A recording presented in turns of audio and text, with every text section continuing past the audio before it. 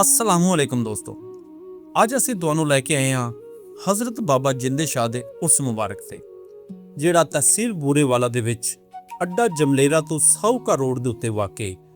ਇਹ ਰੂਹਾਨੀ ਮਕਾਮ ਹਰ ਸਾਲ ਹਜ਼ਾਰਾਂ ਅਕੀਦਤਮੰਦਾਂ ਨੂੰ ਆਪਣੀ ਤਰਫ ਖਿੱਚ ਲਿਆਉਂਦਾ ਹੈ, ਜਿੱਥੇ ਦੂਰ ਦੂਰ ਤੋਂ ਜ਼ਾਇਰੀਨ ਆਪਣੀ ਹਾਜ਼ਰੀ ਲਈ ਪਹੁੰਚਦੇ ਨੇ। ਕੋਈ ਬੱਸਾਂ ਵਿੱਚ ਆ ਰਿਹਾ ਹੈ, ਕੋਈ ਵੈਗਨ ਤੇ, ਤਾਂ ਕੋਈ ਆਪਣੀ ਜ਼ਾਤੀ ਸਵਾਰੀ ਉੱਤੇ। ਹਰ ਪਾਸੇ ਅਕੀਦਤ, ਮੁਹੱਬਤ ਤੇ ਰੂਹਾਨੀ ਮਾਹੌਲ ਨਜ਼ਰ ਆਉਂਦਾ ਹੈ। ਇੱਥੇ ਦੇ ਲੋਕ ਬੜੇ ਅਦਬ ਤੇ ਇਹਤਰਾਮ ਨਾਲ ਚਾਦਰਾਂ ਚੜਾਉਂਦੇ ਨੇ ਤੇ ਆਪਣੇ ਰੱਬ ਕੋਲੋਂ ਦੁਆਵਾਂ ਮੰਗਦੇ ਨੇ। ਉਰਸ ਮੁਬਾਰਕ ਤੇ ਲੰਗਰ ਦਾ ਵੀ ਵਸੀ ਇੰਤਜ਼ਾਮ ਹੁੰਦਾ ਹੈ। ਅਮੀਰ ਹੋਵੇ ਜਾਂ ਗਰੀਬ, ਹਰ ਬੰਦੇ ਨੂੰ ਬਰਾਬਰ ਇੱਜ਼ਤ ਨਾਲ ਲੰਗਰ ਪੇਸ਼ ਕੀਤਾ ਜਾਂਦਾ ਹੈ। ਇਹ ਰਵਾਇਤ ਮੁਹੱਬਤ, ਭਾਈਚਾਰੇ ਤੇ ਖਿਦਮਤ ਤੇ ਖਲਕ ਦਾ ਹਸੀਨ ਪੈਗਾਮ ਦਿੰਦੀ ਹੈ। ਦਰਬਾਰ ਦੇ ਬਾਹਰ ਲੱਗਿਆ ਬਾਜ਼ਾਰ ਵੀ ਆਪਣੀ ਵੱਖਰੀ ਸ਼ਾਨ ਰੱਖਦਾ ਹੈ।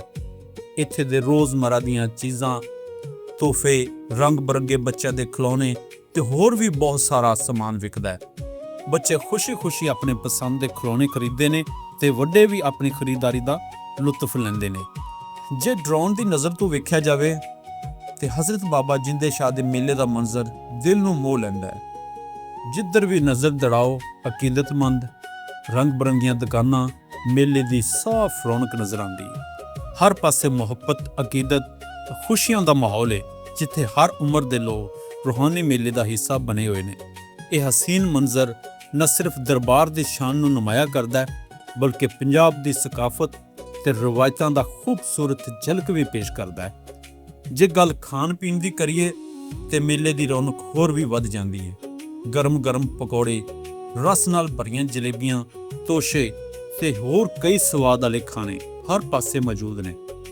ਹਰ ਸਟਾਲ ਉੱਤੇ ਜ਼ਾਇਰੀਨ ਦੀ ਖਾਸੀ ਭੀੜ ਨਜ਼ਰ ਆ ਰਹੀ ਹੈ ਤੇ ਨਾਲ ਹੀ ਕਈ ਇੱਥੇ ਫੋਟੋਗ੍ਰਾਫਰ ਵੀ ਮੌਜੂਦ ਹੁੰਦੇ ਨੇ, ਜਿਹੜੇ ਤੁਹਾਡੇ ਤੇ ਤੁਹਾਡੇ ਬੱਚਿਆਂ ਦੀਆਂ ਤਸਵੀਰਾਂ ਨੂੰ ਨਹਾਇਤ ਖੂਬਸੂਰਤੀ ਨਾਲ ਐਡਿਟ ਕਰਕੇ ਯਾਦਗਾਰ ਬਣਾ ਦਿੰਦੇ ਨੇ। ਹਜ਼ਰਤ ਬਾਬਾ ਜਿੰਦੇ ਸ਼ਾਹ ਦਾ ਇਹ ਸਾਲਾਨਾ ਮੇਲਾ ਸਿਰਫ ਇੱਕ ਮਜ਼ਹਬੀ ਇਜਤਮਾ ਨਹੀਂ, ਬਲਕਿ ਪੰਜਾਬ ਦੀ ਸਕਾਫਤ, ਮਹਿਮਾਨ ਨਵਾਜ਼ੀ, ਮੁਹੱਬਤ ਤੇ ਭਾਈਚਾਰੇ ਦੀ ਖੂਬਸੂਰਤ ਝਲਕ ਵੀ ਹੈ।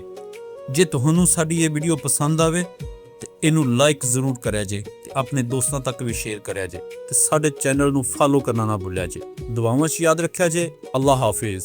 ਪਾਕਿਸਤਾਨ ਜ਼ਿੰਦਾਬਾਦ।